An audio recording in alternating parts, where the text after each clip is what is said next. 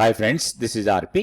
ఈ వీడియోలో మండేకి నిఫ్టీ బ్యాంక్ నిఫ్టీ లెవెల్స్ ఎలా ఉన్నాయి, అదేవిధంగా నెక్స్ట్ వీక్కి మార్కెట్ ఎలా ఉండొచ్చు, what are the important levels, ఏ లెవెల్స్ని మనం ఇంపార్టెంట్ లెవెల్స్ లాగా తీసుకోవాలి, వీటిని బ్రేక్ చేస్తే మార్కెట్ ఇంకా ఫర్దర్గా డౌన్ కావచ్చు లేదా హైయర్ సైడ్కి వెళ్ళొచ్చు. ఇవన్నీ కూడా ఈ వీడియోలో డిస్కస్ చేద్దాం. కొన్ని స్టాక్స్ కూడా టెక్నికల్ లెవెల్స్ చూద్దాం. సో మనకి 1 వీక్ అయిపోయింది, లాస్ట్ వీక్ అయిపోయి ఫ్రైడేతో క్లోజ్ అయిన వీక్ తీసుకుంటే మనకి నిఫ్టీ నెగిటివ్లోనే క్లోజ్ అయింది. ఓవరాల్గా వీక్ టు వీక్ చూసినా కానీ మనకి నెగిటివ్లోనే క్లోజ్ అయింది. నిఫ్టీ 50 0.48% మైనస్లో క్లోజ్ అయింది ఓవరాల్గా వీక్లీలో. అయితే డైలీ చూస్తే లాస్ట్ ట్రేడింగ్ డే రోజు 113 పాయింట్స్ మైనస్లో క్లోజ్ అయింది 23,092 దగ్గర. మనం వీక్లీ గెయినర్స్ చూస్తే అంటే వీక్ మొత్తంలో మనకి కొన్ని స్టాక్స్లో మంచి గెయిన్ వచ్చింది. దాంట్లో టాప్లో ఉంది విప్రో, 13.53% మనకి విప్రో గెయిన్ చేసింది లాస్ట్ వీక్లో. దాని తర్వాత Kotak Bank, UltraTech Cement, Britannia, Grasim, Tata Consumer Products, Eicher Motors, Tech Mahindra, Bajaj Finance, Infosys, Bajaj Finserv, JSW Steel, ఇవన్నీ కూడా మోర్ దెన్ 2% పెరిగిన స్టాక్స్ వీక్ మొత్తంలో. అదేవిధంగా బాగా నష్టపోయిన స్టాక్స్లో చూస్తే ట్రెండ్ టాప్లో ఉంది, దాదాపుగా 11.5% మైనస్ అయింది లాస్ట్ వీక్లో. ఎస్బీఐ లైఫ్ కూడా మోర్ దెన్ 6% డౌన్ అయింది. డాక్టర్ రెడ్డి కూడా 6% కన్నా ఎక్కువ డౌన్లోకి వెళ్ళిపోయింది. తర్వాత అదానీ పోర్ట్స్ మైనస్లోనే క్లోజ్ అయింది. టాటా మోటార్స్ కూడా మైనస్లో క్లోజ్ అయ్యాయి. తర్వాత Reliance, axis bank, BEL, M&M, ONGC, BPCL, Adani enterprise, ఇవన్నీ కూడా మనకి లాస్ట్ వీక్లో నష్టాలు సౌత్ చూసిన స్టాక్స్. అయితే లాస్ట్ ట్రేడింగ్ డే రోజు మనకి ఫ్రైడే జరిగిన ట్రేడింగ్లో చూస్తే లాస్ట్ ట్రేడింగ్ రోజు నిఫ్టీ 50 0.49% కొలాప్స్ అయింది. అండ్ సెక్టోరియల్గా చూసినప్పుడు మనకి ఓన్లీ ఎఫ్ఎంసీజీలోనే పాజిటివ్ కనిపించింది. మనం వీక్లో చూసినా కానీ లాస్ట్ వీక్లో ఐటీ సెక్టర్ బాగా పర్ఫామ్ చేసింది, దాని తర్వాత ఎఫ్ఎంసీజీ, దాని తర్వాత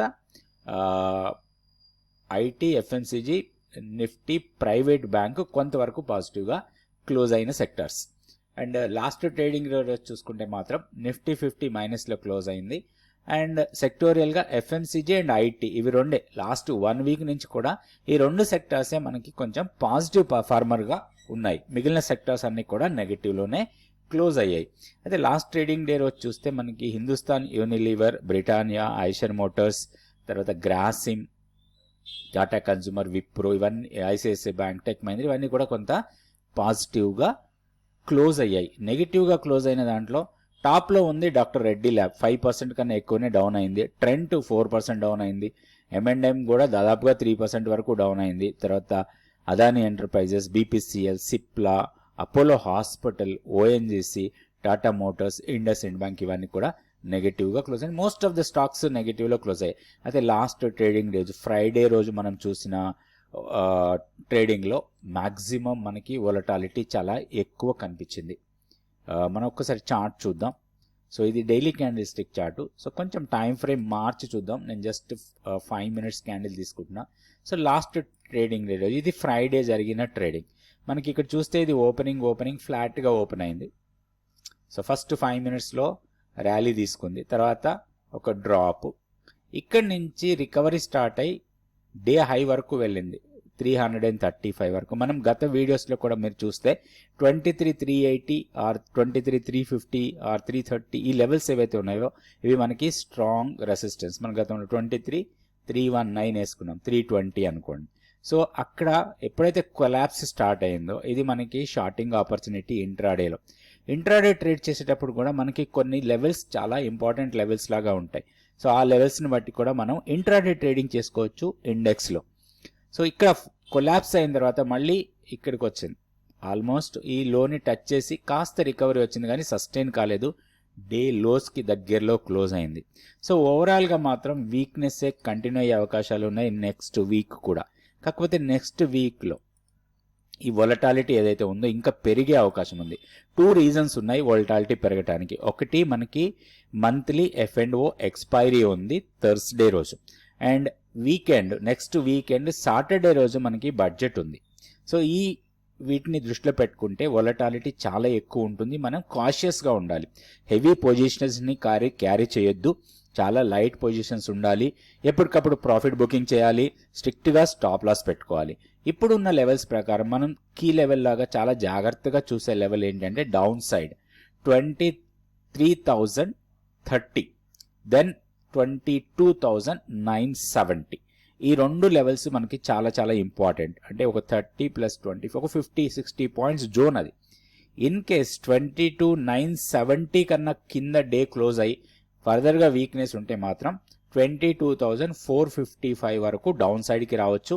దాని తర్వాత 22,140 ఒక ఫైనల్ లెవెల్ లాగా మనం తీసుకోవచ్చు డౌన్ సైడ్కి. బడ్జెట్ తర్వాత ఇంకా ఫర్దర్గా వీక్ అయితే మాత్రం చెప్పలేము ఎలా ఉంటుంది అనేది, అప్పుడు మనం లెవెల్స్ చూద్దాం.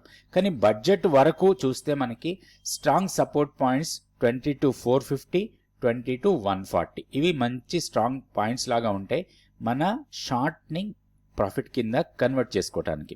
అండ్ హయ్యర్ లెవెల్లో చూస్తే మనకి ఇప్పుడు ఇమీడియట్ రెసిస్టెన్స్ అగైన్ 23,320నే ఉంటుంది. అది బ్రేక్ చేసి పైకి వెళ్తే 22,430 అండ్ 22,480 మన కీ లెవెల్.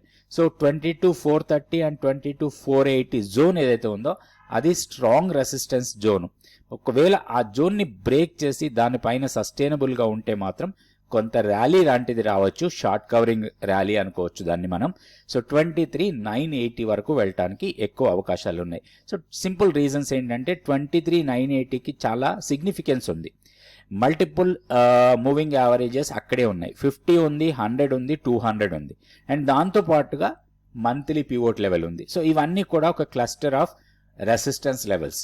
సో ఆ లెవెల్స్ని కన్నా మధ్యలో అంటే మనం 23,480 నుంచి 23,980 మధ్యలో, సో ఒక 400 పాయింట్స్ ఎక్కడ మనకి పెద్దగా రెసిస్టెన్స్ పాయింట్స్ లేవు కాబట్టి అది ర్యాలీ లాగా వెళ్ళొచ్చు అని అనుకుంటున్నాం. సో లెవెల్స్ చూసుకొని మనం నిఫ్టీలో ట్రేడ్ చేసుకోవచ్చు. అయితే నెక్స్ట్ వీక్ ఈవెంట్స్ ఉన్నాయి కాబట్టి మనం కొంచెం జాగ్రత్తగా ఉండాలి, లైట్ పొజిషన్స్ మాత్రమే క్యారీ చేయాలి.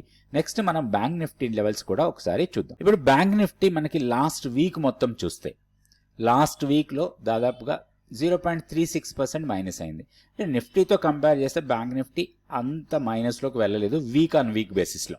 కాకపోతే ఇక్కడ మనకి ప్రాఫిట్ ఇచ్చిన స్టాక్స్ ఓన్లీ రెండే ఉన్నాయి వీక్ మొత్తంలో. మనకి ప్రాఫిట్లో క్లోజ్ అయిన స్టాక్స్ కోటక్ బ్యాంక్, ఇది బాగా ర్యాలీ వెళ్ళింది, 7% పెరిగింది లాస్ట్ వీక్లో.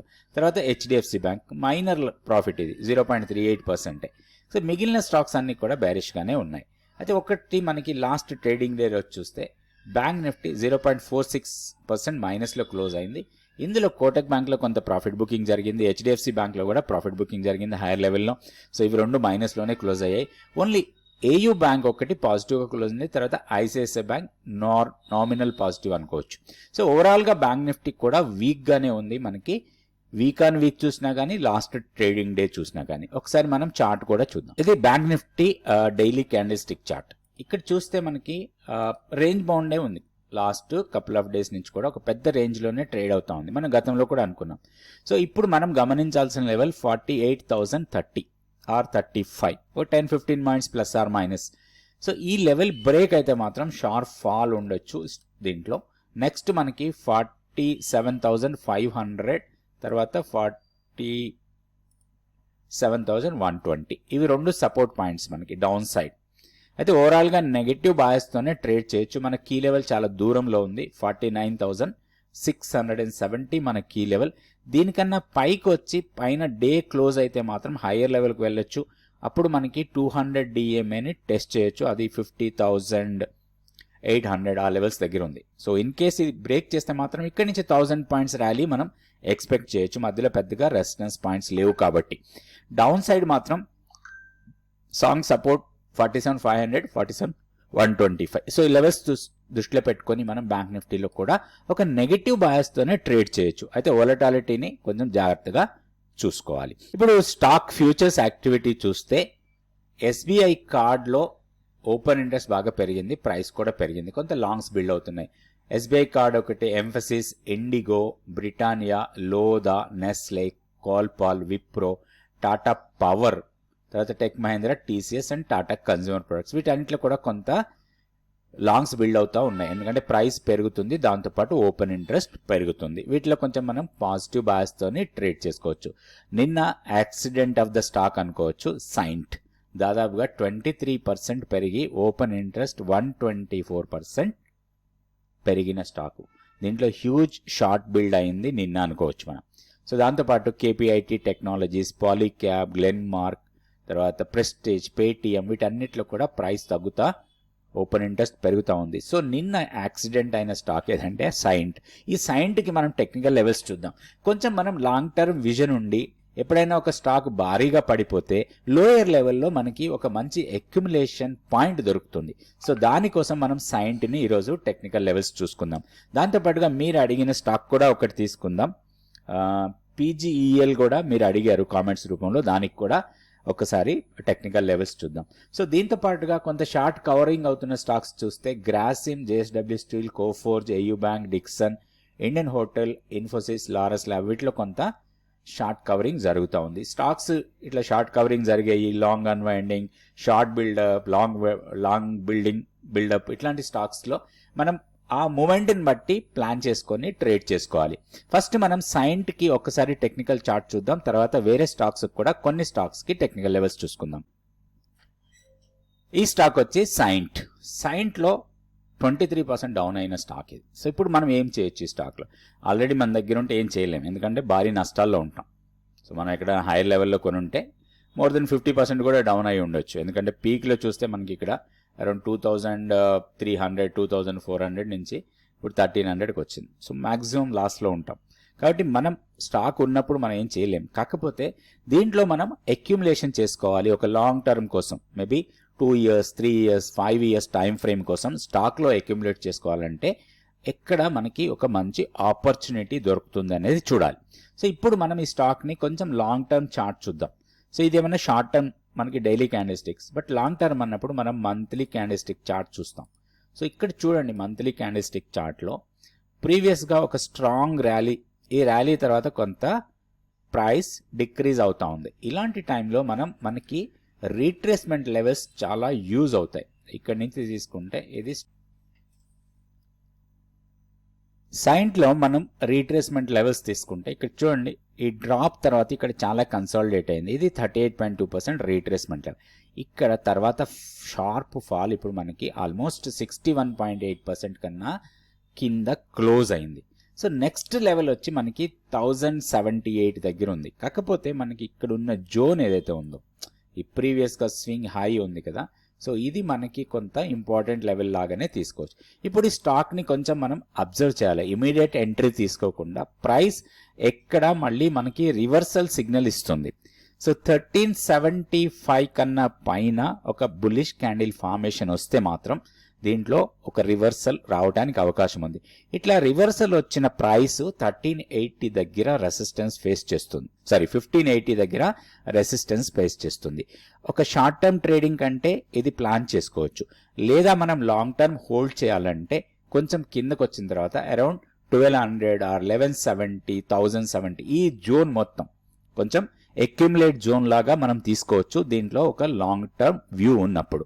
ఒకటి, ఇంత భారీ ఫాల్కి 2 రీజన్స్ ఉన్నాయి. ఒకటి రిజల్ట్ పరంగా బాగాలేదు, తర్వాత CEO రిజిగ్నేషన్. ఈ 2 ఫ్యాక్టర్స్తోనే భారీగా పడ్డది. సో దీంట్లో రికవరీ వస్తే మాత్రం మళ్ళీ స్ట్రాంగ్ రికవరీ రావచ్చు. సో కాబట్టి స్టాక్ని కొంచెం మానిటర్ చేసి లోయర్ లెవెల్లో అక్యుములేట్ చేసుకోవచ్చు సైంట్లో. నెక్స్ట్ మీరు అడిగిన స్టాక్కి టెక్నికల్ లెవెల్స్ చూద్దాం. ఇది PG ఎలక్ట్రోప్లాస్ట్. ఇది మీరు అడిగిన స్టాకే. భారీ ర్యాలీ తర్వాత ఒక కరెక్షన్ వస్తుంది. ఇవన్నీ కూడా నార్మల్ కరెక్షన్స్ లాగానే తీసుకోవాలి, ఎందుకంటే ప్రైస్ ఎప్పుడు కూడా ఒక డైరెక్షన్లో వెళ్ళిపోదు. ఎక్కడో ఒక దగ్గర కొంత రీట్రేస్మెంట్ అవుతుంది, ఓవర్ వాల్యుయేషన్స్ జరుగుతూ ఉంటాయి. ఓవర్ వాల్యుయేషన్ అయినప్పుడు సెల్లింగ్ ప్రెషర్ బాగా వస్తుంది. మార్కెట్ వీక్ ఉన్నప్పుడు ఆ సెల్లింగ్ ప్రెషర్ హెవీగా ఫాల్ కావడానికి ఎక్కువ అవకాశాలు ఉంటాయి. సో ఇప్పుడు ఈ స్టాక్ని చూస్తే ఇక్కడ మనకు ఒక గ్యాప్ ఏరియా ఉంది లోయర్ లెవెల్లో. So 650 and 630 and more over ఇక్కడ చాలా వరకు కన్సాలిడేట్ అయింది. ప్రీవియస్గా కూడా చూస్తే ఈ ఏరియా మొత్తం కొంత కన్సాలిడేషన్ జోన్ అనుకోవచ్చు మనం. సో ఇక్కడ ఈ జోన్ మొత్తం ఇదంతా కూడా కన్సాలిడేషన్ జోన్. సో ఈ కన్సాలిడేషన్ జోన్ని బ్రేక్ చేసి చాలా అప్ సైడ్కి వెళ్ళి మళ్ళీ రీట్రేస్ అవుతుంది. ఇప్పుడు ఆల్మోస్ట్ మనకి ఈ రీట్రేస్మెంట్ లెవెల్స్ చూస్తే మోర్ దెన్ 61.8% రీట్రేస్మెంట్ వచ్చి ఉంటుంది. ఇంకొకటి మనకి డౌన్ సైడ్ ఎక్స్టెన్షన్ లెవెల్స్ తీసుకున్నా కానీ ఇక్కడి నుంచి ఫాల్ అయిన తర్వాత రీట్రేస్మెంట్ అయింది, తర్వాత ఫాల్ అవుతుంది. ఇక్కడ 670 ఆల్మోస్ట్ మనం ఇందాక అనుకున్న లెవెల్ 680, 670, 578 ఈ జోన్, ఈ కంప్లీట్ ఈ జోన్ మొత్తం మనకి ఒక అక్యుములేషన్ జోన్ లాగా తీసుకోవచ్చు కొంచెం లాంగ్ టర్మ్ వ్యూ ఉన్నప్పుడు ఈ స్టాక్లో. సో లెవెల్స్ చూసుకొని దీంట్లో కొంచెం అక్యుములేట్ చేసుకోవచ్చు. అయితే ఏ స్టాక్ అయినా సరే కొంత మన రిస్క్ మేనేజ్మెంట్ ప్రకారం స్టాప్ లాస్ పెట్టుకోవాలి. అది లేకపోతే మాత్రం మనకి భారీ నష్టాలు వచ్చే అవకాశాలు చాలా ఎక్కువ ఉంటాయి. స్టాక్ మార్కెట్లో ఎప్పుడు కూడా మనం ఒక డైరెక్షన్లో ఉండకూడదు. బోత్ డైరెక్షన్స్ మనం ప్లాన్ చేసుకోవాలి. అయితేనే మనం స్టాక్ మార్కెట్లో సక్సెస్ అవుతాం. నెక్స్ట్ ఇంకొక స్టాక్ గురించి కూడా చూద్దాం. ఈ స్టాక్ వచ్చి 5 స్టార్ బిజినెస్ ఫైనాన్స్. ఇక్కడ కొంచెం రికవరీ కనపడుతుంది స్టాక్లో. అయితే పైన ఒక పెద్ద హర్డల్ ఉంది మనకి 740. ఇప్పుడు 703 దగ్గర ట్రేడ్ అవుతా ఉంది. సో దీంట్లో కొంచెం మనం ఒక షార్ట్ టర్మ్ కోసమే ప్లాన్ చేయొచ్చు, లాంగ్ టర్మ్ కోసం కాదు. లాంగ్ టర్మ్లో కావాలంటే మనకి 740ని క్రాస్ చేసి పైకి వెళ్తే ప్రీవియస్ స్వింగ్ హైస్ 800 ఆర్ 860 ఆ లెవెల్స్కి వెళ్ళొచ్చు. కానీ ఇప్పుడు ఉన్న మొమెంటం ప్రకారం చూస్తే ఇక్కడ కొంచెం కన్సాలిడేట్ అయ్యి హైయర్ లెవెల్కి వెళ్తుంది. అండ్ లాస్ట్ ట్రేడింగ్ డే రోజు కూడా 3% పెరిగింది, అంటే రిలేటివ్గా స్ట్రెంగ్త్ ఉంది. సో ఓవరాల్ మార్కెట్ డౌన్ ఉన్నప్పుడు ఒక స్టాక్ పెరుగుతుందంటే రిలేటివ్గా స్ట్రెంగ్త్ ఉన్నట్టు, అది పెరిగింది. సో దీంట్లో ఒక లాంగ్ ఎంట్రీకి ప్లాన్ చేయొచ్చు. ఇప్పుడు 703 దగ్గర ట్రేడ్ అవుతా ఉంది. ఒక మంచి ఎంట్రీ పాయింట్ అంటే మనకి 690-95 లెవెల్స్. సో 690 ఆర్ 695 లెవెల్స్కి వస్తే దీంట్లో లాంగ్ ఎంట్రీ ప్లాన్ చేసుకోవచ్చు. 660 కన్నా కింద మన స్టాప్ లాస్ పెట్టుకోవాలి. హైయర్ లెవెల్లో ఫస్ట్ టార్గెట్ 740. ఈ 740 దగ్గర రిజెక్షన్ క్యాండిల్ వస్తే మాత్రం ఎగ్జిట్ అయిపోవాలి. అండ్ ఇన్ కేస్ దీన్ని బ్రేక్ చేసి పైకి వెళ్తే మాత్రం నెక్స్ట్ 790 ఆర్ 800 లెవెల్స్ మనకి ప్రాఫిట్ టార్గెట్ లాగా పెట్టుకోవచ్చు. చాలా సింపుల్గా ట్రేడ్ చేసుకోవచ్చు దీంట్లో. ఇది 5 స్టార్ బిజినెస్ ఫైనాన్స్. సో ప్రతిరోజు నేను కొన్ని స్టాక్స్ చెప్తున్నాను, వాటికి టెక్నికల్ లెవెల్స్ చెప్తున్నాను. మీరు అడిగిన స్టాక్స్ కూడా నేను టెక్నికల్ లెవెల్స్ చెప్తున్నాను. మీకు ఏ స్టాక్ మీదైనా డౌట్ ఉంటే మీరు కామెంట్స్ రూపంలో అడగచ్చు. వాటికి మనం టెక్నికల్ లెవెల్స్ డిస్కస్ చేద్దాం. అయితే ఈ స్టాక్స్ ఏవి కూడా రికమెండేషన్స్ లాగా తీసుకోవద్దు, బై సెల్ రికమెండేషన్స్ ఏమీ కాదు. ఓన్లీ మనం టెక్నికల్ లెవెల్స్ ప్రకారం మనం ఎలాంటి ట్రేడ్స్ చేసుకోవచ్చు అనే అవగాహన కోసం మాత్రమే ఈ స్టాక్స్ చెప్పడం జరుగుతుంది. మీరు కూడా స్టాక్ మార్కెట్కి సంబంధించి ప్రతి విషయాన్ని నేర్చుకోవచ్చు. దానికి 100 డేస్ మెంటార్షిప్ ప్రోగ్రామ్ ఉంది. ఇక్కడ ఈ 100 డేస్లో మీరు స్టాక్ మార్కెట్కి సంబంధించిన ప్రతి విషయాన్ని కూడా మీరు నేర్చుకోవచ్చు. దానికి సంబంధించిన వివరాల కోసం ఇక్కడున్న వాట్సాప్ నెంబర్ని కాంటాక్ట్ చేయండి. Thank you so much for watching this video.